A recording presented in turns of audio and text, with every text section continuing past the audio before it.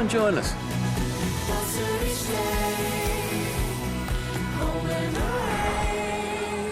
Weekdays at 1:15 and 6 on Channel 5.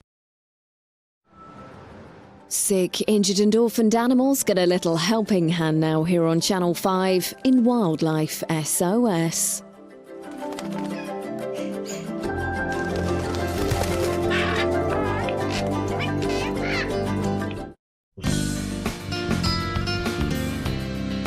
One of Britain's busiest wildlife rescue and rehabilitation centres is at Leatherhead in Surrey. Simon Cowell leads the team of volunteers. At Wildlife Aid, during the course of a year, we see many different types of British wildlife. We receive a lot of patients brought in to us by members of the public, but we are often called out to rescue animals from all sorts of situations in the wild. In this episode, we see how the badly injured badger is progressing. The ducklings caught at the school are released. Donald the duck with the injured neck is making good progress. We see if the fox rescued from a garden is strong enough to survive. And we see some of the injuries that can be inflicted on hedgehogs by man. You may remember the fox that Malcolm rescued from a garden in the last episode. It had probably been hit by a car. It's been with us for several days now, but is sadly making no improvement at all. She looks so peaceful now, but she's got either irreparable brain disease or very serious ear infection. Christine and I have decided to save her any more suffering by putting her to sleep. We do this by administering a massive overdose of anaesthetic. She's in a terrible state, but although we will do everything we can for a wild animal, if it's going to be in pain or suffer such torment, it's not fair on the animal. This takes just a few minutes to take effect and means that she dies without any further suffering. Lovely condition. She is. She's a nice spot. Not too much torment, sweet. My head's not working, I'm afraid. Really quiet now, and she'll go to sleep at the right time. I'm in pain as she does it. It's like drifting off into an anaesthetic, but not waking up from it. And physically, she was actually curable. She's got a touch of mange, and but nothing much. But obviously, the damage to the head when she was presumably hit by a car or something is so severe that she just was never going to recover from it. She's had all sorts of drugs to try and lessen the symptoms, but she's just going around in a sort of frenzied manner. She's just going to sleep now. She's just lying down. She's got much longer. It's quite a nice way to go because you just sort of fall Yes, asleep they just go quietly. to sleep, don't they? She's actually going now. This is the duck we've christened Donald, who came to us after having been bitten on the neck. I'll do this in a leg. I'll just get it ready first. Louise is giving him antibiotics as part of his daily care. If we just stand him up.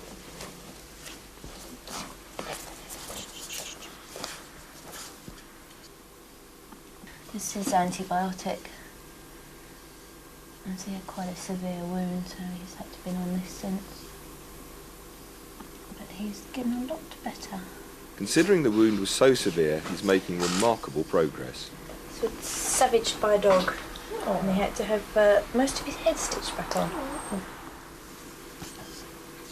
This is Dermasol, which is going to help to heal the wounds, and also it removes the dead tissue so that tissue underneath comes through healthy.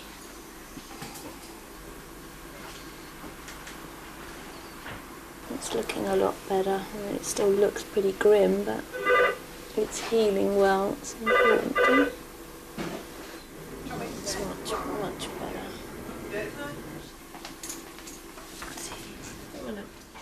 Joyce the vet will be coming to see him later, and with any luck, he'll be ready to be freed outside in a couple of weeks. All too often at the centre, we have to treat animals that have been deliberately injured by man. This hedgehog has been set alight and then thrown onto a garage roof. They spotted him this morning and tried to reach him but couldn't, so we recommended to give you a call. We just hope that smoke inhalation got him really. They've melted. Yes, they're very brittle now, aren't they? They're just crumbling. Kids, I suppose. Well, that's really why I was looking, and there's a sort of grassy area behind the garage just to see a bit had been done deliberately, anybody had hit a fire, but there was no evidence. He's turned up in a trench. Sometimes injuries are accidental, but nonetheless equally disturbing. This poor hedgehog had probably been caught in a strimmer. And he was found in a trench, absolutely plastered in mud, and I've cleaned him up, and this is what I've found. And the left-hand side of his face appears to be as it should be. Oh, there's a tick. Well, it's And worries, don't you? the right-hand side of his face appears like to have this. gone. It has, hasn't it? It's not new, this. No, that's what I thought. Poor little chap. This poor animal's injuries are so severe that Christine has no choice but to put him to sleep. Looking for somewhere to live. Yes, I know. I don't think it can have been the JCB that did that, because you say it was only in there. It was yesterday. Strimmers, he's been strimming. No, he isn't. Well, I don't know. I don't know what he's done in there. Strimmers Altogether. It could have done, couldn't it? just trim their faces off. We have them in a lot from being trimmed. I'll have to put them to sleep, I'm afraid. It's the only thing really that's fair. Linda, one of our vets, is doing her rounds. This is the little duckling we looked at last week that wasn't able to walk, and all these feathers were falling out, and it pecked us to pieces then. But as you can see, he can Do you want to put him on the floor? Yeah, he can actually walk now. Come on. And the left leg seemed to be the worst one, and that was the one that you noticed that the joint was actually swollen on, wasn't it? Come on, go for a walk, go on, go for a walk. Don't go underneath the hedgehog cages there. He's a bit, he's a bit waddly, isn't he? But I suppose he is a dog. He looks an awful lot better. I mean, his legs were just completely floppy, and his feathers were all really scruffy. Don't you peck my hands now. Peck Louise, she doesn't mind. That's it. That's the right one. He didn't pull his feet back at all last week. His legs were really floppy. I think it has just been a septicemia, and that's why that's a generalised infection, and that's why that joint is much livelier. I think what we should probably do is pop him in some water and see if he's actually swimming, as I haven't seen him for a week. I'm just mixing some warm and cold in here, because as he's been kept inside, the water outside is absolutely, well, it's not frozen, but it's certainly not very warm.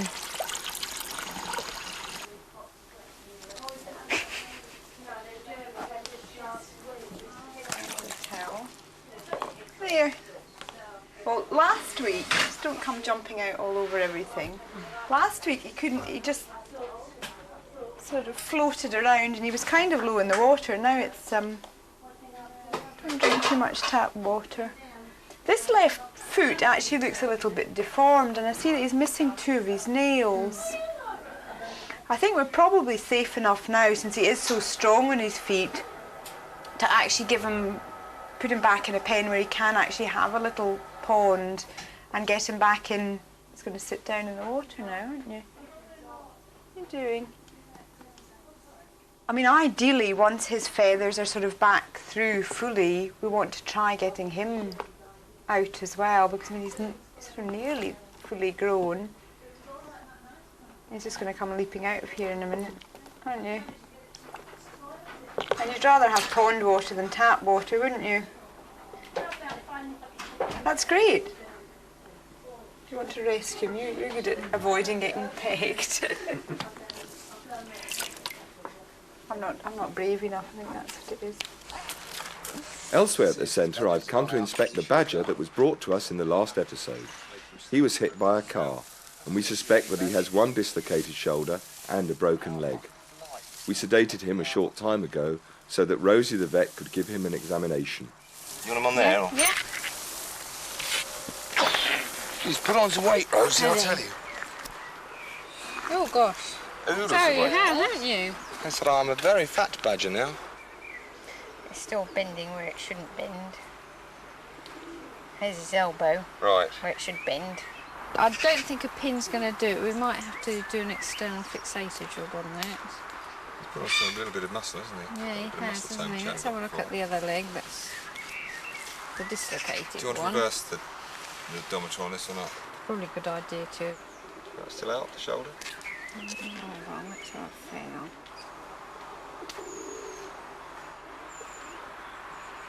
You want to do an X-ray, isn't it? It's not really worth it. It really is worth it at this stage. That backbone when he first came in was sticking out like a keel of a boat, wasn't it? Okay, but we'll have a go at fixing that next week then.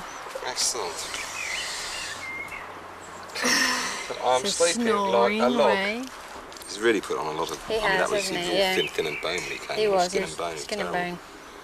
Nice bit of muscle around there now. Yeah, a lot better. Amazingly, if you see him walking Yeah. in there at night, Yeah. both legs are working fine. Are It's just they? staggering that he actually used Yeah. it. I mean, it just shows the stoicity of these things, doesn't it? They're not painful anymore, so Right.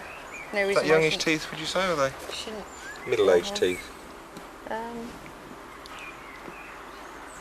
Look quite nice, those teeth, Yeah, don't they? yes, I'll say fairly young. Antecedent. Lovely, thank you. Antecedent is the antidote for the sedation, which brings the animal back to full consciousness very quickly. Yeah. Oh, he said I'm coming awake already. He's put on a lot of Told weight. you. Another shot of Simon's bum. Oh, we get lots of shots of that. Lots of shots of that. We know it Is he intricately. alright at that sort of angle? He's alright at that, isn't he? Yeah, he's fine like that.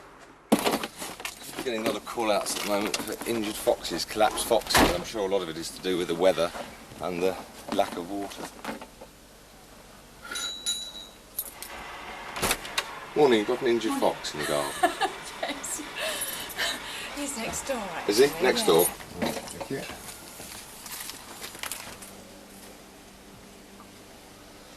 Hot summers take their toll on all our wildlife.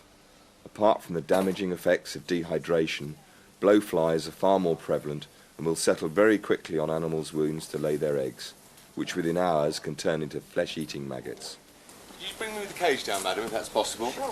Thanks very much. Unfortunately, this poor animal has already been attacked by flies. Is it a cub? I wonder. Yeah, if it is a we've cub. had the cubs in there as well. I didn't like to see. Masses of flies around his bottom. Oh, isn't it dreadful? Look, see, it's quickly he's been caught, hasn't he? I thought it was being caught by a car. Oh dear, I'm so glad I called you. I'm not actually saying it's...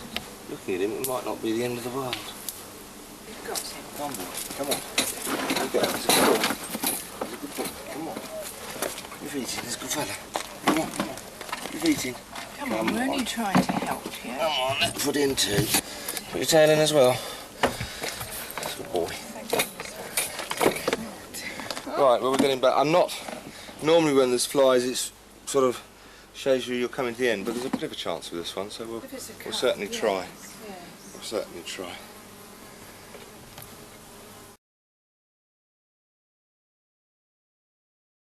You think you've seen sinkholes? Think again. Florida's mega sinkholes, Tuesday at 9 on Channel 5. We all want things. What if you don't have the means? I'm here to apply for £500. Whether it's a holiday... You can have £850. You're on your way to Benidorm. ...or toys for the kids. Not a lot of change at all. They lend it, you spend it. The Loan Shop. Starts Thursday at 9 on Channel 5.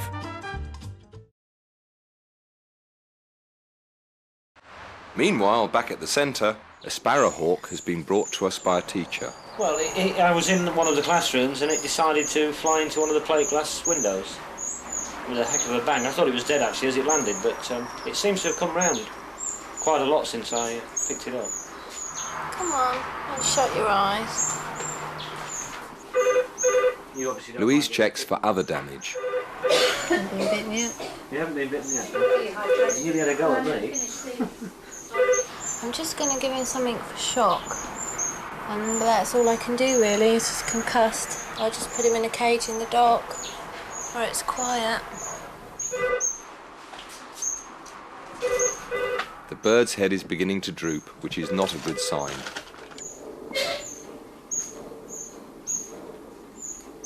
Is it a young one then, do you think? Is it? I think so. You don't think so?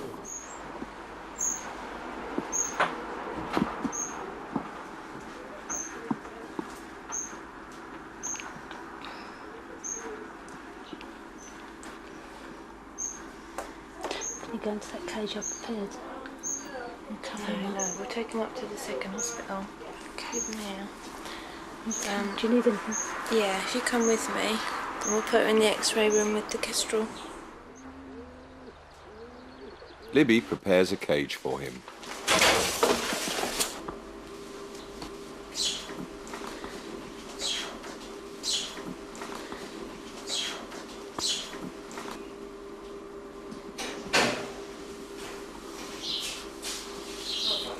The prospects do not look good for this poor bird.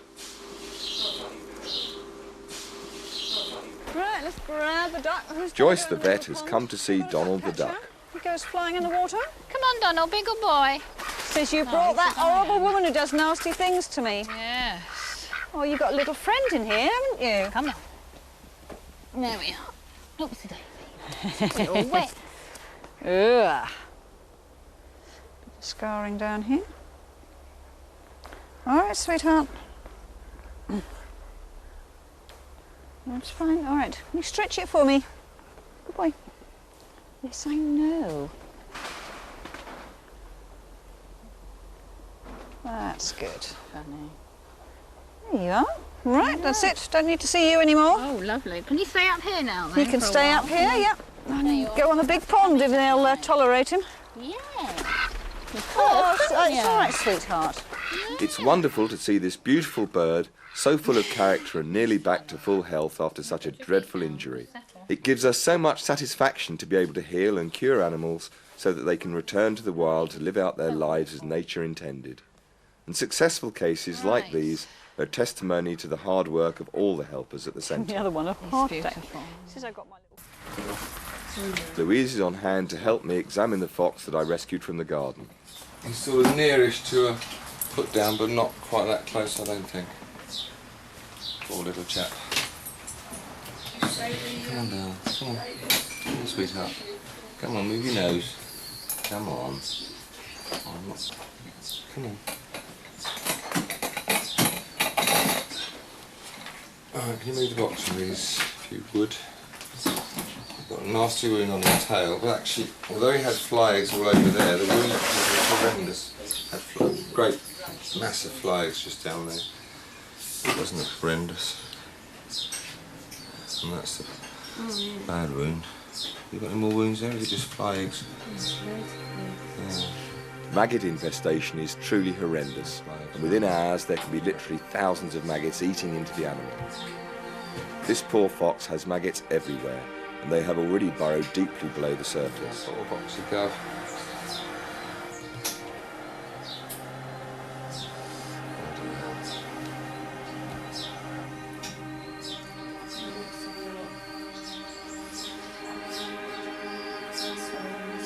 We can see from its skin colour that septicemia has already set in, and so we have no alternative but to put it to sleep.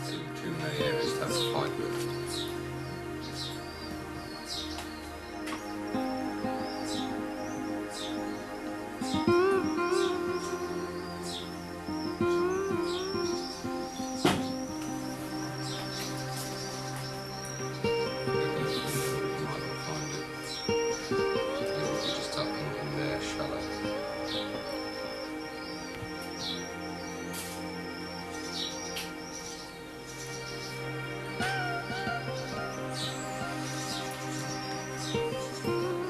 Sorry, little fella.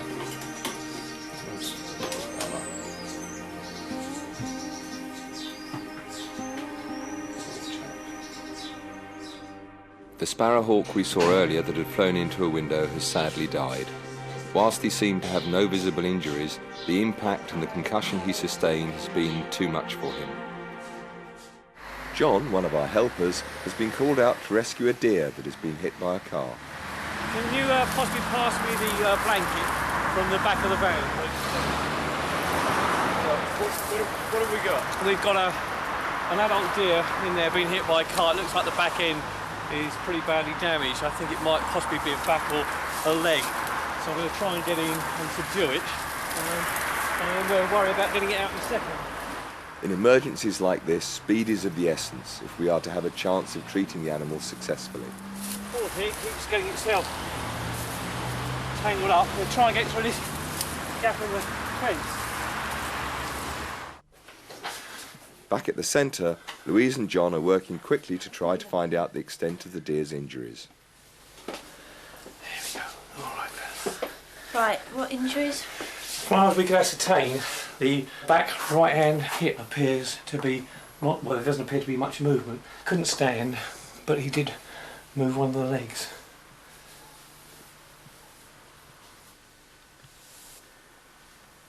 That feels okay. Okay.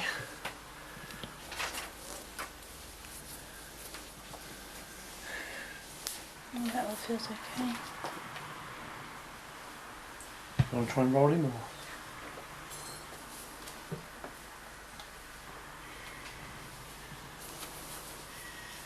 I'll get Solomedrone in then. This is for an anti-shock treatment, Solomedrone. Shock is often more of a killer than the injuries themselves, so one of the first things we always do is to administer drugs to try to reduce it. The guy actually saw the woman, or the car hit it, caught it on the back end, but then just drove off. We had to shave the hair on a limb to help expose a suitable vein to inject.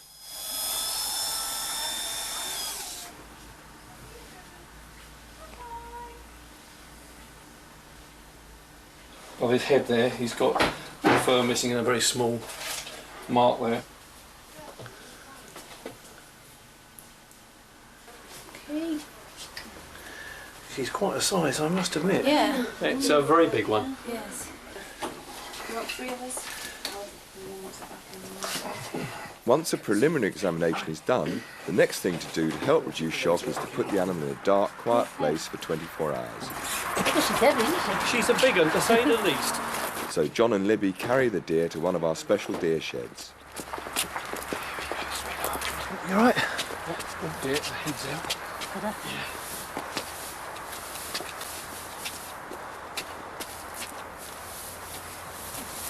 The deer sheds contain heat lamps to maintain an even temperature for the animal.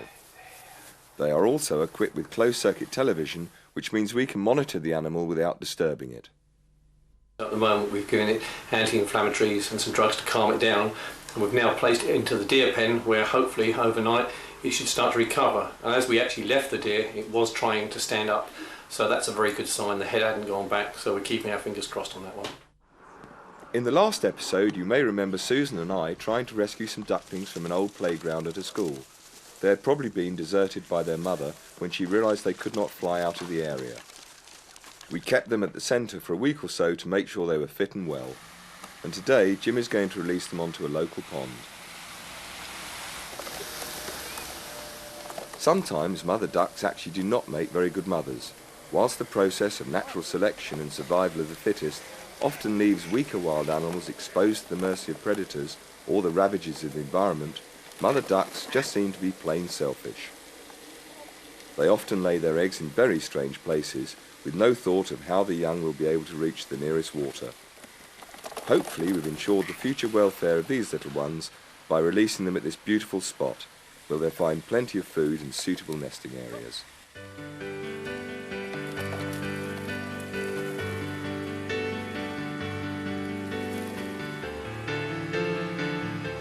We would come back every so often to check their welfare, but for now we would leave them to settle into their new home. In the next episode, we treat a goose that has flown straight through a shed window. We are called out to rescue a fox that has taken refuge in someone's garage. I'm called out to rescue a swan that has fallen from a weir onto concrete. Christine attempts to retrieve a fishing hook from a moorhen's throat.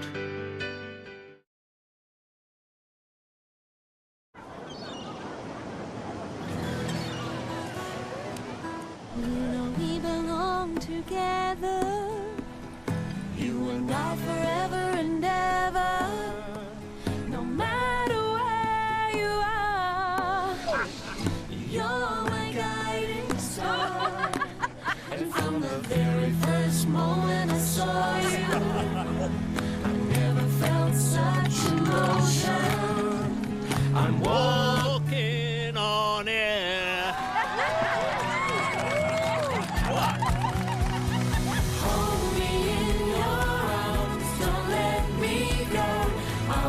To stay forever. Come and join us.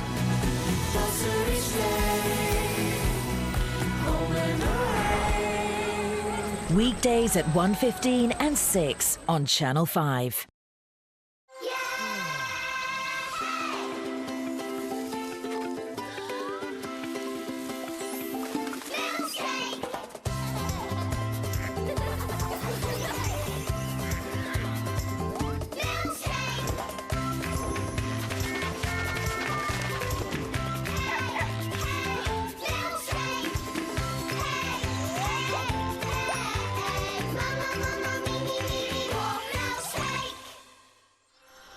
It's Valentine's Day!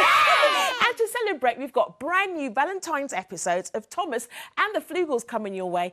Even Shimmer and Shine are brand new this morning. But now here comes Pepper and Polly Parrot.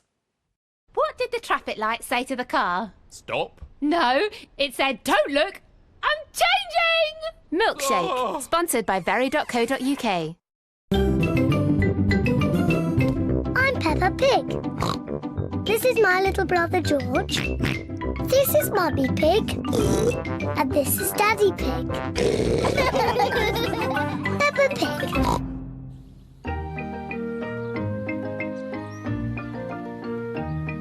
Polly Parrot.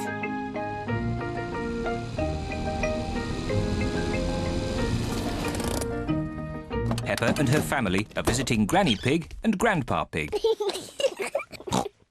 Pig! Grandpa Pig! Donkey Egg! Papa Egg! Hello, my little ones. Come inside. We have a surprise. What is it? We have a new pet. Can you guess what it is? Dinosaur? No, it's not a dinosaur. Come and see. Granny Pig and Grandpa Pig have a pet parrot. Peppa, George, this is our pet parrot. She's called Polly. Pretty Polly. Pretty Polly! Wow! I am a clever parrot. I'm a clever parrot! Mummy, why does Polly copy everything that Granny says? That's what parrots do. I'll show you. Hello, Polly. Hello, Polly! What a sweet little parrot. What a sweet little parrot! Come on, everyone. Tea time. Peppa, George, come on. There's chocolate cake. Coming, Granny. Peppa and George love eating chocolate cake, but today they are in a hurry to get back and play with Polly Parrot. Finished. What noisy little ones you are. Granny, please can we leave the table and go and see Polly Parrot? Are you sure you've completely finished your cake? Off you go, then. Hooray!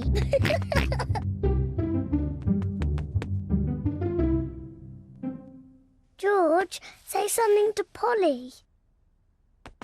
George is a little bit shy. Hello?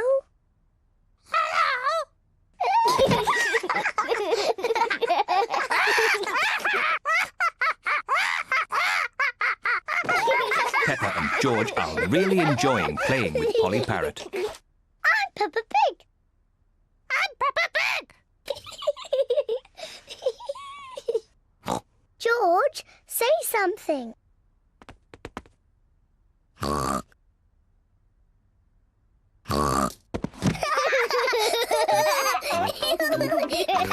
Peppa and George are pretending to be parrots. I'm Polly Parrot.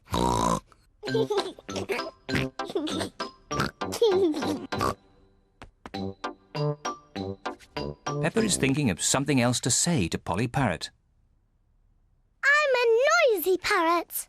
I'm a noisy parrot.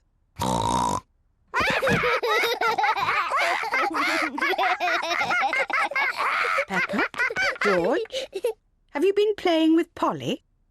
Yes, Granny.